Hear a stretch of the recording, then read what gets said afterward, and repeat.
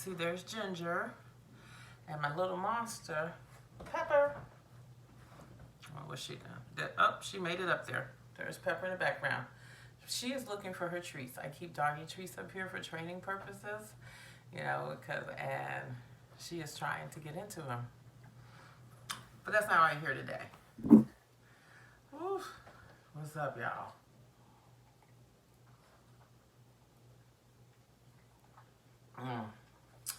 We are here today to kick off my 30-day plant series where I will be bringing a plant a day in these quick, short, less than 15-minute videos and bring you one plant for the next 30 days and we'll just have a little brief discussion about it.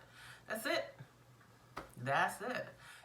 So I decided to do this where we'd have this little series for a couple of reasons. One, I wanted to challenge myself and get more knowledgeable about the plants. So doing these little videos will make me do more research about them, make me feel more comfortable talking about them, just becoming a true plant guru. And another one is I want to grow my channel. And so that's why you're going to get 30 days. It's like I want to reach out to other people. I want to find more of guys like you that love talking about plants. So so that's why we're doing this video. And because I think I'm just hilariously funny. And the first plant up for today is my, boom, my beautiful friendship plant. Also known as Pilea involucrata. Pilea involucrata. I think that's how you say it. But yep, this is a beautiful plant. Actually, a very beautiful plant. And one thing I would say about this plant is that it is a great beginner plant. Very, very easy to take care of. One of my favorite things about it. What we doing? Hi. Where was I at? Oh. Y'all, I got some coffee this morning. So,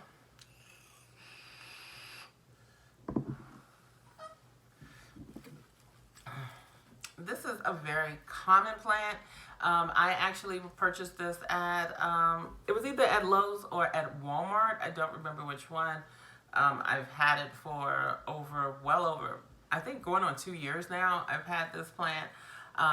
This plant has been in full bloom for the past 4 months, like 4 months straight it's been in bloom. This is a medium to low light plant. It does its best in indirect bright room, but it can tolerate low light. This plant is easy to propagate. In fact, that's where this one came from. This plant is also a cutting. Well, it's also a cutting from the mother plant right here, from this guy. And you can't see it anymore. But I was actually in the middle of a video and I broke a piece of this off, a very branched piece of it, and I was like, it was just so pretty. It was really top heavy, and decided to just go ahead and place it in this container of soil with some perlite and placed it in it to put a glass jar on top of it that is not in my reach right now. But just the glass jar on top of it, and just made it and just kept it in there for a few weeks, like 2 to 3 weeks. It stayed in there long enough for it to propagate. Now, there are some noticeable difference between this plant, okay, and this plant. First off, this plant is in bloom, and it has been in bloom for 4 months. And you can see that the leaves, if you look at the leaves, this plant has much darker leaves than this one. And the reason for that is location, location, location. This plant spends all its time in my master bath. This is my master bath suite. I think that's what the Canadians call it. It's a suite. But yep, it spends all its time there, and this plant is originated in Central America, so it is used to high humidity. It thrives in that indirect bright light, and that's why it's in bloom, because all the conditions are met So it gets a lot because of where it sits at. It's faced the southwest window, so it gets lots of afternoon sun, and it's indirect because right outside that window is just a whole bunch of trees. So this is living in its perfect condition. It's part of the humidity isn't high, but it's high enough. Like I say, that in my bathroom, the humidity probably is around, maybe somewhere, I have never checked it, but it's probably in the 70s, no higher, because my begonias don't really like it in the bathroom, but this plant loves it. And this plant, as you see, has darker leaves because this plant actually stays on my gallery wall. And although that is a room that gets bright light, but it's more of a medium to low light, where this plant is getting a more medium to high light. So this plant is not in bloom, or is thinking about blooming, or the blooms are much smaller. This plant, the leaves are darker because of the light that it sees. And if you listen, you hear that? This plant could benefit for more humidity by just giving it some spritz. So it's all about location. So it's not getting the high humidity, it's not getting the intense light, but it does well. I won't say it does well in that where it's at on my gallery wall, it's still producing new foliage. The foliage is gorgeous, it's beautiful, but it will do great in optimal conditions. And this is great. This is a plant that is happy. This is what it's going to look like if you give it as optimal conditions. This is not an office plant. Do not take it to your office. This will not do well in no light fluorescent light situation.